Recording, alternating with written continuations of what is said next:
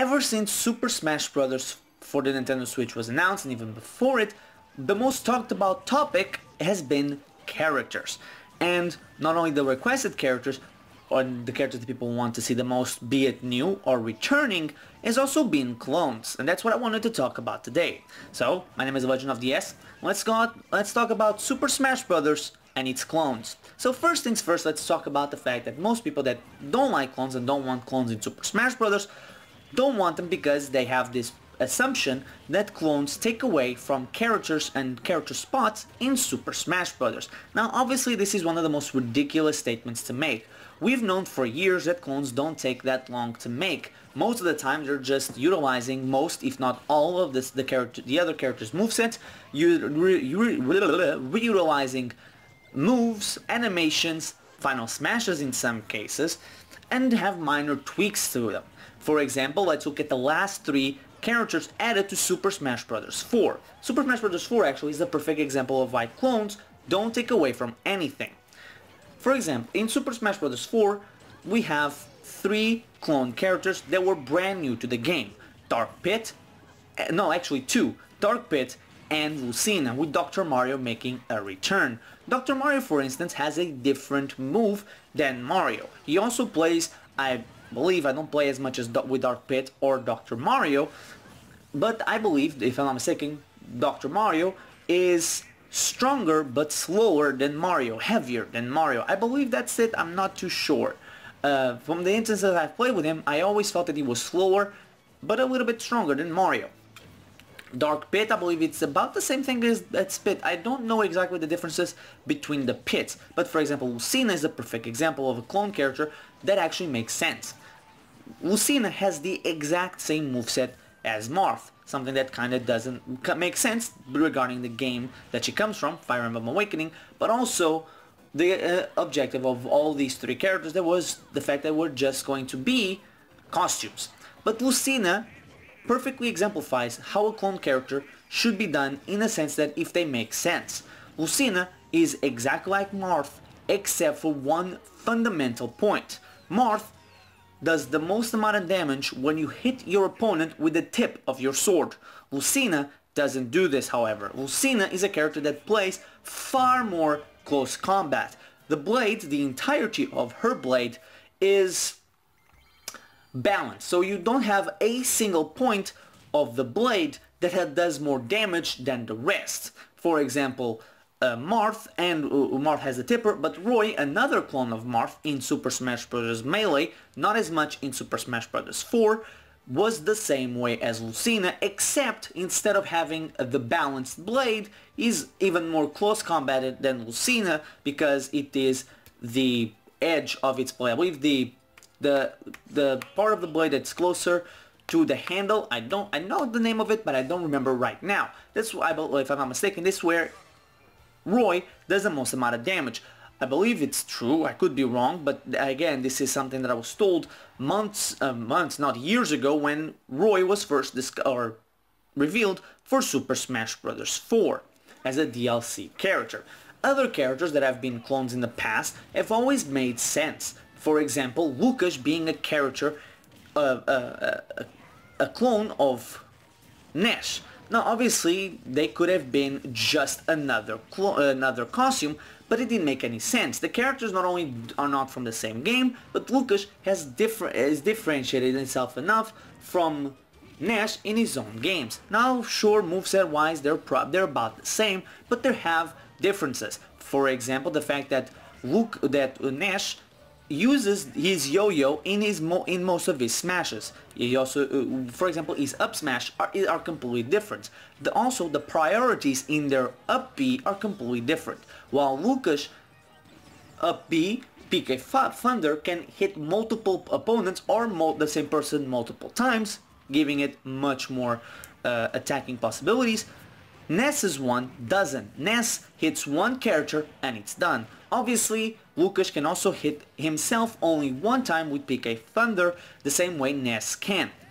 Obviously, we also have other characters like Toon Link. Toon Link is Toon Link in his own game did not differentiate himself enough from Link. Now sure, when we get to Super Smash Bros. 4 and Super Smash Bros. Brawl, there are differences in the movesets. The Boomerang, for example, while adult Link has the Gale Boomerang, young Link or Toon Link have the regular old Boomerang. Now, apart from that, most of the moveset for both characters in their individual games are practically the same. There aren't enough changes to justify Toon Link being a different character. But also, it doesn't make any sense to make Toon Link a character or a costume for either adult or young Link, given that they look pretty much different. Another example of clone characters done perfectly right are those Starwolf and Falco. Why? Because although these two characters are based off Fox McCloud, both of them have differences to themselves and between each other and with Fox. The most glaring example of this is the fact that their blasters were completely different. While Fox is a much more rapid fire, Wolf's is much slower, and Falco is right in the middle. For example, when I played Super Smash Bros. Brawl, I could not stand Fox or Falco. I absolutely love to play with Wolf. So again, much like Marth and Lucina, I prefer the clone character to the original character, because they're just funner to me to use. And that's the way with a lot of people. Now, the main point against clones is that they take away a spot from the roster. Actually, again, that's incorrect, as in Super Smash Bros. Never has a set roster. For example, Super Smash Bros. Brawl was delayed so that they could fit in Sonic, and if you remove or delay the game to put in Sonic, then you could have included the 7 other mystery characters. And in Super Smash Bros. 4, it wasn't the fact that Lucina, Dark Pit, and Dr. Mario made it into Super Smash Bros. To justify the exclusion of Wolf and Wolf, Solid Snake, and the Ice Climbers. Solid Snake most likely came down to rights with the character, or whatever the situation is or was going on in Konami, between Konami and Hideo Kojima, and the fact that Konami during that time period was already moving out of the video game industry, or was very much ready to move on from it. We then add in the fact that the Ice Climbers had a justification because it wasn't the fact that Nintendo didn't want the characters in or because there wasn't time, it was simply because of the character not working on the 3DS despite working on the Nintendo Switch. But there are obviously some instances where clone characters are terrible. Actually, before we go to the terrible ones, let's talk about the characters that were clones and then move on from being clones. For example, Roy. Roy in Super Smash Bros. Melee was pretty much a clone of Marth. However, if you play right now both characters in Super Smash Bros. 4, I will dispute the fact that he is a clone. He will be a semi-clone, I would say. Shares a moveset, obviously, and shares some moves, but it's not a clone. Mostly because Marth, over time, has changed his moveset, given the fact that he was in Super Smash Bros. Brawl and originally in Super Smash Bros. 4, while Roy completely skipped Brawl and was missing Super Smash Bros. 4 for about a year. Not really a year, like 9 months. So obviously there was, not 9 months, 7 months probably. No, September to June is about 9 months, yeah. Anyway, but that was the main point. Characters become over time, because of added movesets, will change. For example, if Wolf returns in Super Smash Bros. Switch and Wolf gets an upgrade, Fox gets some changes in his moveset, then it stands to reason that if Wolf, much like Roy, keeps his moveset, then that Wolf will be now a much more different character than Fox McCloud.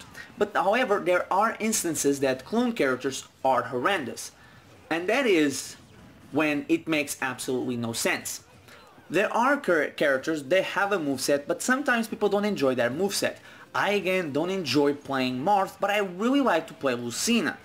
This instance comes clear in the Captain Falcon discussion. Captain Falcon is fast and he's strong. There are some people that prefer to hit even more, even stronger, but they will gladly give away their speed. That's where Ganondorf comes in, and this is where clones have an actual issue. Look at clones for Ganondorf. Ganondorf is the worst usage of a clone. Ganondorf is its own unique character in The Legend of Zelda. He has his own moveset, he doesn't play like anybody else. Even in Hyrule Warriors they did it perfectly. Yet, in Super Smash Bros., he's just a slower, heavier, much stronger Captain Falcon clone, which makes absolutely no sense. If people clamor on for the removal of clones, then the first character you should ask to be removed should be Ganondorf. He has been a clone for 3 straight games. Now I understand, people love that moveset. I get it. Sakurai has been one of them. But why not make a clone that makes sense? If you like that moveset, if you enjoy that moveset, take that moveset and give it to another character.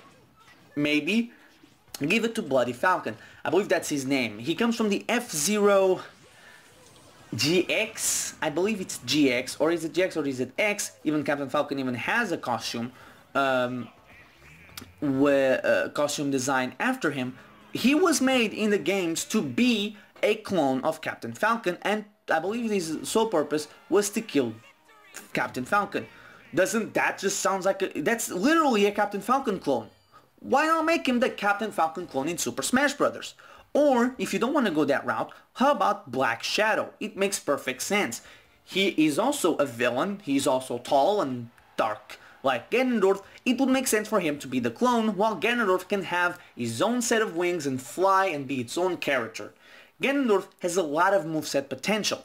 Look at him in Hyrule Warriors, look at him in any Zelda game, and he would fit, you can have an infinite amount of possibilities for his moveset. Be it dual-bladed, be it single-bladed, be it with magic. Ganondorf should be his own character, not as a clone character. There are characters that I understand would be clones for the movesets that people love or like. For example, if Daisy came into Super Smash Bros. And she was a clone, I wouldn't be shocked and actually would support it. If she played a little differently enough from Peach, if she literally played like Peach and was just a clone because it differs one move, I would be against it. But if Waluigi came in and he was a clone of Luigi, I would be completely against it, even if you changed some moves around and he played completely different, like Captain Falcon and Ganondorf.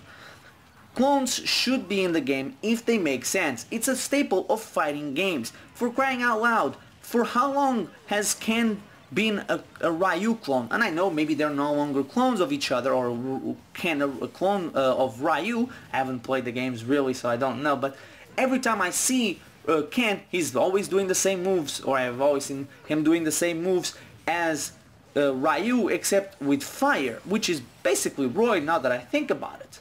But that needs to make sense. Ken and Ryu, for example, if I'm not mistaken, grew up with each other and had the same master, trainer, quote unquote.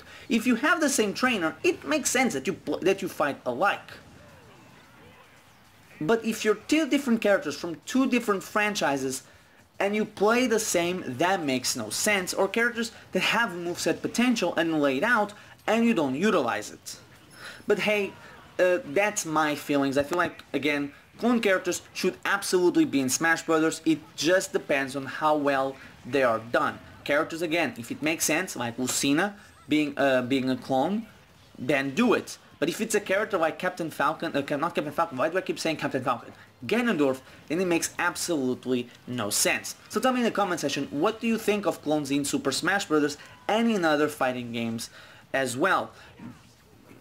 On screen right now there should be the playlist for Xenoblade Chronicles 2, so if you feel up to it, why don't you check it out? Also, there will be the playlist for this new Smash Bros. Speculation, and some more videos will be coming out soon, especially one I hope tomorrow, with the possibility for the 100 subscriber special. So thank you guys for watching. Remember to like, comment, and subscribe. I've been The Legend of DS, and I'll see you guys next time.